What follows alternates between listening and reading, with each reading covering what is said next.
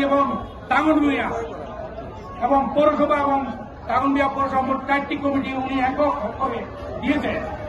আমরা তার প্রতিবাদে সোনাগাজী এবং টাঙ্গনবিয়াতে তৃণমূলের নেতা কর্মী উক্ত কমিটি আমরা মানি না, মানব না।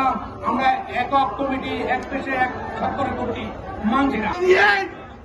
সোনাগাজী টাঙ্গনবিয়া 4টি কমিটি করা হয়েছে সম্পূর্ণ আওয়ামী দলকে দিয়ে। আমি উদাহরণস্বরূপ সোনাগাজী পৌর বিএনপির কমিটির কথা আপনাদেরকে বলেছি। আমি অনতি বিলম্বে আজকের এই 4টি কমিটি বাতিল করার জন্য আজকের এই ফেরি প্রেস ক্লাবের সামনে উদ্যোতন কর্তৃপক্ষের কাছে আহ্বান জানিয়ে আরেকটি ঘোষণা দিয়েছেন, যারা আন্দোলন সংগ্রামে ছিল, অতীতে যারা আওয়ামী লীগের সাথে দালালি করছে, লিয়াজও করছে, তাদেরকে বাদ দিয়ে যারা গত 17 বছর আন্দোলন সংগ্রামে ছিল তাদেরকে দিয়ে কমিটি করার জন্য। আর অল্টারনেটিভ ফেরিতে করেছে যারা আন্দোলন সংগ্রামে ছিল না, যারা আওয়ামী লীগের সাথে দালালি করেছে, টাঙ্গনবিয়া সোনাগাজী, তাদেরকে দিয়ে কমিটি করেছে। তাহলে আমাদের প্রতিবাদটা, সর্বপ্রথম প্রতিবাদটা হলো তারেক রহমানের, আমাদের কেন্দ্রীয় নেতার নির্দেশের বিরুদ্ধে কাজ করার বিরুদ্ধে আমরা প্রতিবাদ।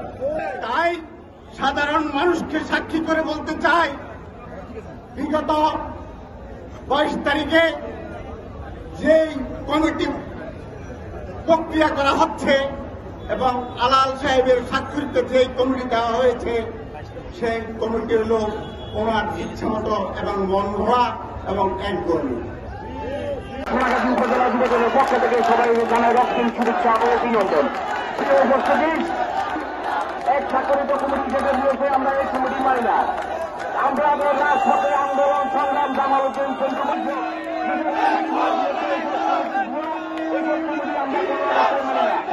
আর যারা